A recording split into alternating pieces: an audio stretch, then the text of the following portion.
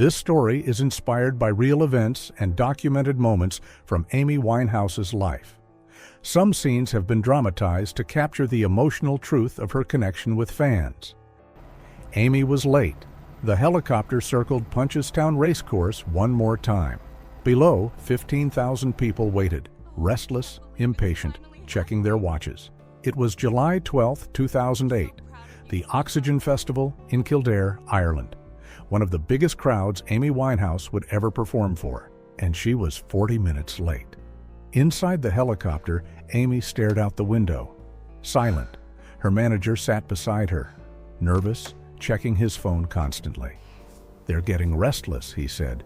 "We need to land now." Amy nodded, but she wasn't thinking about the crowd. She was thinking about what waited for her backstage, not the usual chaos, not the press or the crew or the demands, something else, someone else.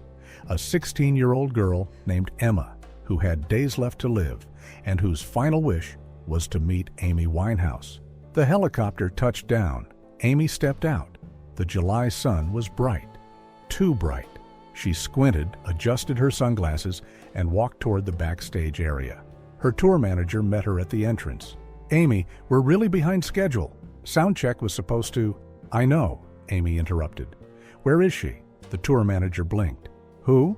"The girl, Emma. Where is she?" "Oh," he checked his clipboard. "Green room, with her parents." "But Amy, we really need to—" Amy walked past him, toward the green room, her heels clicking on the temporary flooring, her heart pounding in a way that had nothing to do with nerves about performing. She'd gotten the letter 3 weeks ago, from Emma's mother, Claire. The letter explained everything. Emma had been diagnosed with leukemia at 14, had fought for 2 years. Chemotherapy, radiation, bone marrow transplants, everything medical science could offer. Nothing worked. The cancer kept coming back, stronger each time. 3 months ago, the doctors stopped treatment, sent Emma home, gave her a timeline. Weeks, they said, maybe a month if she was lucky. Emma had made a list. Things she wanted to do before she died. Places she wanted to see. People she wanted to meet. At the top of the list, Amy Winehouse. Amy had cried reading that letter. Actually cried. Mascara running, alone in her Camden flat at 3 in the morning. She'd called her manager immediately. "Find out when my next show in Ireland is. I need to meet this girl." The Oxygen Festival was scheduled for July. Emma's doctors said she'd likely make it until then, if she was careful, if she rested, if she wanted it badly enough. Emma wanted it badly enough. Amy reached the green room door, paused, took a breath. Her hands were shaking. When did her hands start shaking again? She pushed the door open. Emma sat on a couch, thin, so impossibly thin. A colorful headscarf covered her bald head. She wore a vintage dress Amy recognized, similar to ones Amy herself wore. Her parents sat on either side of her, protective, terrified. When Emma saw Amy, her face transformed. The exhaustion disappeared. The pain vanished. Pure joy replaced everything. "Oh my God," Emma whispered. "Oh my God, you're real?" Amy crossed the room, sat down directly in front of Emma, took her hands. They were cold, fragile, like bird bones. "Hi," Amy said softly. "I'm Amy, and you're Emma, and I'm so glad you're here." Emma started crying, not sad tears, happy tears, overwhelming, can't believe this is happening tears. "I love you so much," Emma said, the words tumbling out. "Your music saved my life. I mean, it didn't actually save my life because obviously I'm dying, but it made my life worth living. Does that make sense?" Amy's throat tightened. "That makes perfect sense. When I was in the hospital," Emma continued, "during the really bad days when I couldn't move or eat or think, I'd put on Back to Black, and for a little while I'd forget about being sick. I'd just be, just exist, just feel something other than pain." Claire, Emma's mother, was crying quietly. Emma's father had his hand over his mouth, trying not to break down. Amy kept holding Emma's hands. "Which song was your favorite?" "Love is a losing game," Emma said immediately. "I know that's weird for a 16-year-old. Everyone my age loves Rehab or Valerie, but love is a losing game." She paused. It's about giving everything even when you know you're going to lose. That's what fighting cancer feels like. You give everything, every bit of strength, every ounce of hope, even when you really, truly know that you're going to lose. Amy couldn't speak, couldn't find words. This 16-year-old understood her music in a way most adults never would. Will you sing it for me? Emma asked. Tonight? During the show? Of course, Amy said. I'll sing it for you. I'll sing all of them for you. Emma smiled. I probably won't be able to stay for the whole show. I get tired really fast now, but I'll be there for the beginning. I'll be watching. I'll know, Amy said. I'll see you. I'll sing to you. Emma's father cleared his throat. We should probably let Amy prepare for her performance. Emma, darling, you need to rest before... Can I ask you something first? Emma interrupted, looking at Amy. Anything, Amy said. Do you ever get scared? Emma asked. Of dying? Of not existing anymore? The question hung in the air. Heavy. Impossible. Amy thought about it. Really thought about it. Yes, she said finally. All the time. Every day. How do you deal with it? Music, Amy said simply. I put everything I'm feeling into the music. All the fear, all the pain, all the beauty, all the love. I try to make something that lasts, something that matters. So even when I'm gone, part of me stays. Emma nodded. That's what I wanted, to make something that lasts. But I ran out of time. You didn't, Amy said firmly. You're here, right now. That matters. Your life matters. The way you understood my music matters. The fact that Back to Black helped you through the worst days, that matters more than you know. Really? Really? Amy squeezed Emma's hands. You gave my music meaning I didn't even know it had. That's a gift. To me, from you. Emma was crying again, but smiling. Thank you for saying that. Amy's tour manager knocked on the door. Amy, we really need to... 5 more minutes, Amy called back. She stayed with Emma, talking, laughing, sharing stories. Emma told Amy about her favorite concerts she'd watched on YouTube, about memorizing every lyric, about the Back to Black poster on her hospital room wall. Amy told Emma about writing the album, about the pain that went into it, about Blake and heartbreak, and learning to survive loss. You're so brave, Emma said. So are you, Amy replied. I'm not brave. I'm just dying. Being scared and doing it anyway, Amy said. That's brave. And you're here, at this festival, when you could be resting. You're the bravest person I know. Claire touched Amy's shoulder. Thank you. You have no idea what this means to Emma. To all of us? Amy stood, hugged Emma carefully, like she might break. I'll see you out there. Front row? Front row, Emma confirmed. I'll be the one crying. So will I, Amy said. She left the green room, walked toward the stage area. Her makeup artist found her immediately. Amy, your eyeliner is a mess. Let me fix... Leave it, Amy said. I'm going on like this. But I said leave it? The makeup artist backed away, confused, concerned. Amy's manager appeared. You're on in 10 minutes. The crowd is getting aggressive. Are you ready? Amy nodded, but she wasn't ready. How could anyone be ready to perform after meeting someone like Emma? She stood backstage, listening to the crowd. 15,000 people chanting her name. The biggest audience of her career. The kind of moment most artists dreamed about. But Amy wasn't thinking about them. She was thinking about Emma. About the fragile hands, the brave smile, the days left to live. The stage manager gave her the signal. 2 minutes. Amy walked to the wings, could see the crowd now. A sea of people. Phones up, cameras flashing, everyone wanting a piece of her. She scanned the front row, and there she was. Emma, sitting in a wheelchair, her parents on either side. Looking up at the stage with an expression of pure anticipation, Amy took a breath, stepped into the lights. The crowd erupted, screaming, cheering. The noise was deafening. Amy walked to the microphone, looked out at the thousands of faces, but her eyes kept returning to one. Emma, front row, smiling despite everything. Hello, Ireland, Amy said, her voice carrying across the field. Thank you for waiting. Thank you for being here. More cheers. More screaming. Amy gripped the microphone. "I want to start with a song. It's called Love is a Losing Game, and tonight I'm singing it for someone very special, someone who understands this song better than I do, someone who reminds me why I do this." She didn't say Emma's name, didn't point, didn't make it obvious. That would have been cruel, exploitative, turning tragedy into spectacle. But Emma knew, and Amy knew, and that was enough. The band started playing, those familiar chords, that jazz-influenced melody, the song Amy had written about losing Blake, about giving everything and getting nothing back. But tonight, it meant something else. Tonight, it was about Emma, about fighting a battle you know you'll lose, about giving everything anyway. Amy sang, her voice raw, emotional, real. And as she sang, she watched Emma, saw the girl singing along, mouthing every word, tears streaming down her face. Emma's parents were crying too, holding their daughter, knowing these were her final good moments, her last joy, her beautiful ending. The crowd swayed.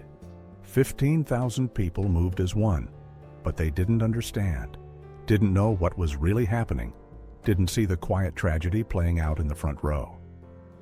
Amy finished the song. The final note hung in the air. Perfect. Devastating. The crowd erupted again, but Amy wasn't listening to them. She was watching Emma, who was smiling, who was happy, who looked for one moment like a normal 16-year-old at a concert. Amy performed 7 more songs: Rehab, Valerie, Back to Black. You Know I'm No Good, all the hits, all the crowd pleasers.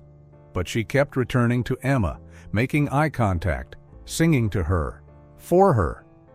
About 40 minutes into the set, Emma's father touched her shoulder, whispered something. Emma nodded, looked disappointed, exhausted. Amy saw them preparing to leave, Emma being helped from the wheelchair, her parents supporting her, moving slowly through the crowd toward the exit. Amy was in the middle of singing Tears Dry on Their Own, but she watched Emma go, watched her take one last look at the stage, one last moment. Emma raised her hand, a small wave. Goodbye. Amy's voice cracked. She almost couldn't continue, but she pushed through, finished the song, because that's what Emma would have wanted. The rest of the performance passed in a blur. Amy sang, the crowd cheered, phones recorded, reviews would later call it one of her best shows of 2008. Said she seemed focused, present, powerful. They had no idea. No understanding of what was really happening, of the girl who just left, of the goodbye that had just occurred. After the show, Amy went straight back to the green room. Emma and her family were gone, but they'd left a note. Amy picked it up with shaking hands. Read it alone. Dear Amy, thank you doesn't feel like enough, but thank you for the music, for tonight, for seeing Emma, for making her feel special when she spent 2 years feeling broken. She's sleeping now, peaceful, happy. She said tonight was the best night of her life. She said she can go now. She said she's ready. I don't want her to be ready, but she is. And you gave her that. The ability to let go, to feel complete, to know she mattered. We'll never forget you. Never forget what you did for our daughter in her final days. With love and gratitude, Claire, David, and Emma. Amy sat down hard, the note falling from her hands. She put her face in her palms and sobbed. Her manager found her 20 minutes later. Amy, we need to get you to the helicopter. Amy? She looked up, face destroyed, makeup completely gone, eyes red and swollen. What happened? He asked, concerned now. Are you okay? No, Amy said. I'm not okay. None of this is okay. What are you talking about? Amy stood, picked up the note, handed it to him. Read this. Read what matters. Read what's real. He read. His expression changed, softened. Oh, Amy, I didn't realize. Nobody realizes, Amy said. Everyone sees the performance, the spectacle, the drama. Nobody sees this, the real connections, the real reasons. She walked out of the green room, past the crew packing equipment, past other performers and managers and industry people. all of them living in their own worlds, chasing their own dreams, none of them understanding what had just happened. The helicopter lifted off 20 minutes later. Amy stared out the window at the festival grounds growing smaller. 15,000 people had watched her perform. But only one mattered. Emma. Emma died 11 days later, July 23, 2008, exactly 3 years to the day before Amy herself would die. Claire called Amy with the news. She went peacefully, in her sleep. She was happy until the end. She kept talking about the concert, about meeting you, about love is a losing game. Amy listened, cried, thanked Claire for calling, for letting her be part of Emma's final days. After hanging up, Amy sat in her Camden flat. Alone? The same flat where she'd die 3 years later. The same rooms that would hold so much pain and so much beauty. She put on Back to Black, the album that had meant so much to Emma, listened to it start to finish. Really listened, heard it through Emma's ears. And she understood something. Her music wasn't just hers anymore. It belonged to people like Emma, people who needed it, who used it to survive, who found meaning in her pain. That was worth something, worth more than charts or awards or fame. The real impact happened in hospital rooms, in dark moments, in the hearts of people fighting battles nobody else could see. Amy picked up her journal, started writing. Words, feelings, the experience of meeting Emma, of performing for someone who was dying, of understanding, truly understanding, the weight of what she'd created. These journal entries would never be published, would never be shared, but they existed, as testament to a moment that changed Amy. That showed her why her art mattered. Claire kept Amy updated, sent her a program from Emma's funeral, a photograph of Emma's grave, a letter Emma had written to Amy before she died but hadn't been strong enough to send. Amy read that letter over and over, memorized every word. Dear Amy, I know I already thanked you, but I need to thank you again, not just for meeting me, for your music, for being honest, for showing me that pain can be beautiful, that giving everything, even when you lose, is worth it. I'm scared of dying, but I'm also grateful. Grateful I got to live. Grateful I got to hear Back to Black. Grateful I got to meet you. When I close my eyes for the last time, I'll be thinking of you singing Love is a Losing Game. That's how I want to go, with your voice in my head, with that beauty, with that truth. Thank you for everything. I love you. Emma. Amy kept that letter for the rest of her life, in a box with other precious things, lyrics, photographs, memories. 3 years later, when Amy died, that letter was found in her bedroom, still in the box, still treasured. Claire heard about Amy's death, called Mitch Winehouse, asked if she could attend the funeral, explained about Emma, about the Oxygen Festival, about what Amy had done. Mitch cried hearing the story. I didn't know about that. Amy never told me. She probably told no one, Claire said. That's who she was. She did these things quietly, without press, without recognition, just because they mattered. At Amy's funeral, Claire sat in the back, quiet, remembered, held Emma's memory alongside Amy's. 2 losses, 3 years apart, connected by music and pain and beauty. The Oxygen Festival performance became legendary for different reasons. Fans who were there said Amy seemed different that night, more present, more emotional, more connected. They were right, but they didn't know why. Didn't see Emma in the front row. Didn't understand what was happening backstage. Didn't know about the dying girl and the final wish and the quiet goodbye. That's how Amy wanted it. The real moments stayed private, protected, sacred.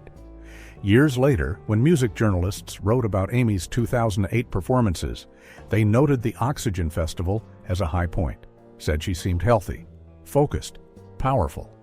They had no idea she was falling apart.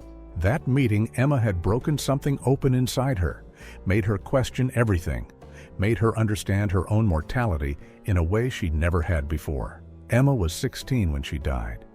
Amy was 27, both too young, both taken too soon, both leaving behind people who loved them and music that mattered and questions about why.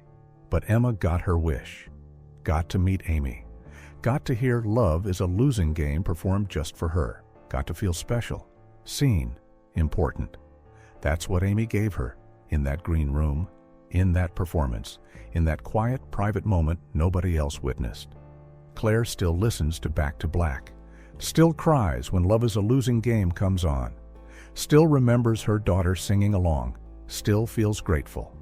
Amy didn't have to do that, Claire says. She was late. She was stressed. She had 15,000 people waiting.